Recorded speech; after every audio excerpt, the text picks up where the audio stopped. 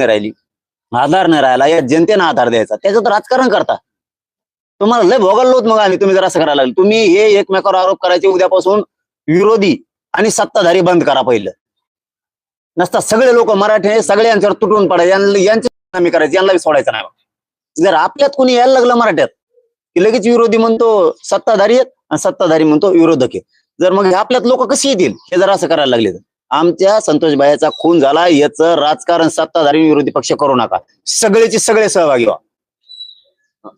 सरपंचाची हत्या होऊन अनेक दिवस झाले, 4 आरोपी सापडले, 3 फरार आहेत, गृहमंत्री स्वतः मुख्यमंत्री आहेत, अजूनही शोध लागत नाही, काय सांगा? त्यांनी लावायला पाहिजे. मुख्यमंत्र्यांनी गृहमंत्र्यांनी याच्यात हलगर्जीपणा करायला नाही पाहिजे. जाणून बुजून तुमच्या सत्तेत ते लोक आहेत, तुम्ही कुणाचा मुला ह्याचा ठेवला नाही पाहिजे. तुम्ही उगाच जातीवाद पसरल असं काही काम करू नका तुमच्या हातात. ती कसा नष्ट होईल याच्यासाठी काम करा. जर लोक गुंडगिरी करायला लागले, रिव्हॉल्वरी मारायला लागले, खून करायला लागले, जमिनी बळकायला लागले, गोरगरिबाला गावखेड्यात हाणायला लागले, पोलिसाला अरे रावी शिव्या द्यायला लागले, इतके जर घाण पद्धतीने ते वागणार असले, नीच विचारानं ते वागणार असले, त्यांचं बेमोड करणं काम आहे ना तुमचं. का नुसते संभळिता मुख्यमंत्री नाही तर तुमच्यावर वेळ येईल. हे सरकते बाजूला आणि तोंड घशी मुख्यमंत्री तुम्ही पडता बरं का. तुम्हाला समजून सांगतो, नीट लक्षात ठेवा. तोंड घशी तुम्ही पडणार. हे असे लोक आहेत, तुम्ही यांना वाचवायला जाता, हे एखाद्या वार तुमच्यावरच वरटंगडी करून मुकतील. त्या टायमाला तुम्हाला इतकं वाईट वाटेल की ह्याच वेळेस यांना संपेल असतं तर बरं झालं असतं. लक्षात ठेवा मुख्यमंत्री साहेब, तुम्हाला सांगतो मी, तुम्ही यांना पाठीशी घालू नका. तुम्हाला असा पश्चाताप येईल. तुम्ही ज्याला वाचवताय ना ते एखाद्या वार कुत्र्यासारखं वरटंगडी करून मुकला ना तर तुम्हाला वाटत मागच संपेल असतं तर बरं झालं असतं. त्यावेळेस हे तुमच्या विरोधात गेलेले असते ना, मराठी सुद्धा गेलेले असते. त्याच्यामुळे सुट्टी देऊ नका. तुम्ही यांना सापडून आणायचं सांगा लवकरात लवकर. यांना ठेवू नका, मध्ये टाका सगळे. आणि कोणाचे रेकॉर्ड येतात ना, तो मंत्री असो, खासदार असो, आमदार असो, ते साधा कार्यकर्ता असो, नाही तर ते कोणी असो, त्याला लगेच मध्ये टाका. तुम्हाला गटत नाही. अरे 24 घंट्याच्या आत गट होतात. 24 घंट्याच्या आत तुम्हाला आज 19-20 दिवस झालेत गटत नाहीत. याचा अर्थ मुख्यमंत्री सुद्धा यांना पाठीशी घालतेत. आरोपीला सांभाळायचं काम मुख्यमंत्री करायला लागले तर असा त्याचा अर्थ आहे. त्या ठिकाणचे मंत्री धनंजय मुंडे आहेत, या तपासात अडथळा निर्माण होत असं मुख्यमंत्री असल्यामुळे. माझं म्हणणं आहे की कोणी मंत्री असू नाही तर खंत्री असू, काय करत नाही कोणी, काय संबंध नाही कोणाचा. पण मुख्यमंत्री एक एवढा मोठा सज्जन माणसाचा, संतोष भाईचा खून झालाय आणि इतक्या क्रूरपणे झालाय की ते बघावं वाटत नाही. मुख्यमंत्र्याच्या तुमच्या जर जवळचा कोणाचा झाला असतात, झोप आली असते तुम्हाला रात्रभर. ती ताईचं कंपाळाचं झोपला असतात का मुख्यमंत्री तुम्ही? दोन्ही उपमुख्यमंत्री तुम्ही झोपले असते का? तुमच्या कुटुंबातलं जसं तुम्हाला नातं वाटतं रक्ताचं, तशी ही जनता तुम्हाला का रक्ताचं नातं वाटत नाही? ही जनता तुम्हाला का वाटत नाही? त्या ताईचा भयंकर आक्रोश आहे, तिच्या लेकीचा आक्रोश आहे, त्या संतोष भाईच्या भावाचा आहे, आईचा आहे, वडिलाचा आहे. त्यांच्या डोळ्यातलं पाणी थांबत नाही. आणि तुम्ही याच्यात पण राजकारण करणार का? तुम्हाला भेटतेत काय, संभळतात काय त्यांना? तुम्ही जर एकदा सांगितलं चाल ते कोण आहे त्याला सांग फोन करून, लवकर अटक होय, लवकर तू लपून बसू नकोस, लवकर अटक हो, नसता मी तुला मध्ये टाकायचं बघ. करे तो सत्तेतल्या मंत्र्याला कशामुळे धोषित नाही? तू उद्या सकाळी उभा राहील ते लगेच, आज संध्याकाळीच अटक होईल ना. याचा अर्थ तुम्ही सगळेजण मिळून गोड गोड बोलून तुम्हाला वाटतं हे वातावरण गरम आहे तोवर गप बसा, असा तुमचा काहीतरी मुंबईत अंदाजा दिसतोय. गरम येतोवर तवर तुम्हीच लपून ठेवलंय की काय? सत्ताधाऱ्यांनी मिळून सगळ्यांनी त्या आरोपींना तुम्हीच लपून ठेवलंय अशी शंका यायला लागली.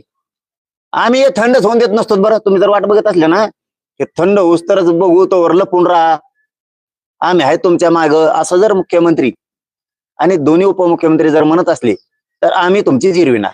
हो, आम्ही हे युजूच देत नाहीत. आता उद्यापासून, आणि आज बीडचा मोर्चा झालाय, आता राज्यभर हे मोर्चे सारखे निघणार आहेत. हे राज्यभर सुरू, आता लोन पसरला आहे.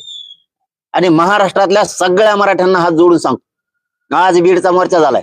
संतोष भैयाला न्याय देण्यासाठी ती संतोष भैयाची मुलगी ही आपली मुलगी मराठ्यांनी मानून तिच्या डोळ्यात पाणी, बापाच्या न्यायासाठी जिल्ह्यातल्या मराठ्यांनी मोर्चाची तयारीला लागा. कोणाची वाट बघू नका. हे येणार आहे, ते येणार आहे, कोण येणार आहे, कोण येईल नाही येईल, जिल्ह्यातल्या मराठ्यांनी उद्यापासून आपण आपल्या तारख्या ठरायला चालू करा. जिल्ह्यात राज्यभर मोर्चे सुरू करा. प्रत्येक जिल्ह्यात मोर्चा झाला पाहिजे. प्रत्येक जिल्ह्यातल्या मराठ्यांनी आता उद्यापासून आपण आपल्या जिल्ह्यात मोर्चाची तयारी करा. मागच्या पुढच्या तारखा बघा, एकाच जिल्ह्याचे डबल येऊ नये याची सगळ्यांनी काळजी घ्या. आणि मोर्चे मात्र सगळ्यांनी शांततेत काढायचे. आज बीडचा सुद्धा शांततेत मोर्चा होणार. बीडकर पर्यटन स्थळ म्हणून बघितलं जातं मसाजोगकडे, असंही मुख्यमंत्री बोलतायत. बघितलं जातं पर्यटन स्थळ म्हणून, म्हणजे लोक तिथे भेटायला जातात. मी ऐकतो आणि मग करू नये असं म्हणतात. मग झटका दाखवतो. मी ऐकतो त्याशिवाय असं एक जणाचं मंत्र्याचं विचारलं मला, ते वेगळंच होतं आणि ते वेगळंच झालं. मग असं असतं मग त्याच्यामुळे मी जरा ऐकतो बी आणि मग झपकेतो. संतोष देशमुख यांच्या प्रकरण जे 3 आरोपी फरार आहेत त्यांचा खून झालाय असा दावा जो होतो सामाजिक कार्यकर्त्या अंजली दमन यांनी बोलले आता, पण जे बघितलंच नाही, जे आपल्याला माहित नाही, आपण त्यांचं स्टेटमेंट ऐकलं पण त्याच्यावर अधिकृत बोलणं बरोबर. तसं जर असल तर मग मात्र 100% यांचे मोठाले नेते याच्यात आहेत. पण आता ज्यात माहित नाही त्यात बोलून उपयोग नाही. पण यांनी जर नाही पकडलं, मराठी तपास हातात घेणार. जे आष्टीचे आमदार आहे सुरेश धस, त्यांनी ज्या प्रकारे हे प्रकरण उठून धरलं, अमोल मिटकरी असं म्हणतात की कोणीतरी सुरेश धसांना धनंजय मुंडे यांना बदनाम करण्याची सुपारी दिली. राजकारण बघू नये त्यांनी सुद्धा, ते कोण आहे त्यांनी राजकारण बघू नये. लेखी बाळ्यावर भाषणं त्यांनी खूप केलेली आहेत. खूप बहुजन अमकं तमकं खूप बोललेलं आहे. जरा लेखी बाळीकडे बघाव. कोणी बोलायला लागला म्हणून बोलणे, तू बोल, तू बी बोल, टीका नको करू नुसती. या मॅटर मध्ये नाही, या मॅटर मध्ये लेकीच्या आणि त्या संतोष भाईच्या पाठीशी सगळे नेते उभा राहिले. एकच नाही नुसतं, त्यात एकच नाही, सगळेच. कोणीच राजकारण, त्यातला आमदार, माजी आमदार, कोणचा नेता, कोणचा खासदार, माजी खासदार, तिथले काही मंत्री सुद्धा, काही जण राज्यातले मंत्री सुद्धा राजकारण करत नाहीत. सगळे पाठबळ देतात मुलीकडे. काही ना उकळ्या फुटत असत्या जातीवादाच्या रोषातून. काही जण याला म्हणत असतील की हे राजकारण करायला जे बोलतात ना नेते, त्यांना म्हणत असतील. काही जातीवादी मंत्री सुद्धा म्हणत असतील, काही जातीवादी आमदार सुद्धा म्हणत असतील की हे राजकारण करतात. पण हे राजकारण नाही. एका मुलीच्या न्यायासाठी अख्खा बीड जिल्हा खवळून उठलाय. सगळी जनता खवळून उठली. याला राजकारणात तोलू नका. कोणताच आमदार, कोणीच सत्ताधाऱ्याचा आमदार असो नसता विरोधीचा असो, हे सगळे आज त्या लेकीला न्याय देण्यासाठी, तिच्या हाकेला अवधून सगळे उभा राहिलेत. कोणी राजकारण ना, आम्ही राजकारण करून देणार, अजिबात समज जागेवर झापेणार, त्याला सोडणार नाही. कारण ह्यो विषय एकदम वेगळा आहे. राजकारण करायला खूप व्यासपीठ आहे. तुमचं तिकडे गेल्यावर बघा. आमदार आहेत त्या पक्षाचे सत्ताधारी, भाजपच्या नेतृत्वामध्ये भाजपचे मुख्यमंत्री आहेत, त्यांचे ते आमदार आहेत आणि ते म्हणत आहेत की पोलिसांकडून यंत्रणेतून दिरंगाई होत आहे. ही यंत्रणा मुख्यमंत्र्यांच्या ताब्यात, त्यांच्या पक्षात. त्यांनी काय म्हणावं ते त्यांचा विषय, पण जे सत्य आहे ते आहेच. का तर तुम्हाला लाज वाटली पाहिजे. भाजपच्या सगळ्याच कार्यकर्त्याला बी, काम करणाऱ्या तिथल्या काहींना, तुमचाच पक्षाचा होता. उलट तुम्ही सगळ्यांना राज्यातून सहभागी व्हायला पाहिजे, सगळ्या आमदारांना, मंत्र्यांनी. भाजपच्या सगळ्या नेत्यांना, कार्यकर्त्यांना म्हणण्यापेक्षा सगळ्या नेत्यांना लाज वाटली पाहिजे. त्यांचा कार्यकर्ता होता असं मी स्टेटमेंट टीव्हीवर ऐकलंय. कार्यकर्त्यांना लाज वाटण्यापेक्षा, म्हणण्यापेक्षा कार्यकर्ते तर सगळे भाजपमधले मोर्चात सहभागी आहेत. पण नेते जे आहेत ना भाजपचे सगळे, यांना लाज वाटली पाहिजे. त्यांचा कार्यकर्ता होता, यांनी तर तुटून पडायला पाहिजे. उलट आमचा एक कार्यकर्ता सज्जन होता, आदर्श होता, त्याचा खून केला ना, यांना खून करणाऱ्याला जेलमध्ये सडवीत आणि ज्या खून करणाऱ्याला साथ दिली नेत्यांनी त्याचं राजकीय करिअर बर्बाद करीन म्हणजे करील, असं मुख्यमंत्र्यांनी भाजपच्या सगळ्या नेत्यांनी ठासून सांगायला पाहिजे. तर काहीच करीना तुम्ही, काहीच करीना. तुमचाच कार्यकर्ता समजा राजकारण बोलायला ठरलं, आम्ही त्यांच्याबद्दल तर राजकारण घेतच नाही संतोष भाई, कधी घेणार पण कधीच नाही. तो माणूस प्रामाणिक होता, एका जागेवरती इमानदारीने काम करायचा.